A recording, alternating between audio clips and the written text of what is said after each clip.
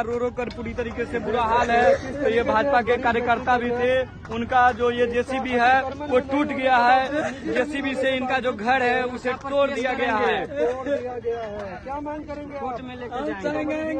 हो गया। हम पार्टी के महामंत्री 1 नंबर कार्यकर्ता थे, हमको नोटिस भी सीओ नहीं दिया है, हमको टाइम भी नहीं दिया है, अचानक सारा ध्वस्त कर दिया है। बाप रे बाप। तो देख सकते हैं किस तरीके से जो है गरीब का आशियाना उजाड़ दिया गया।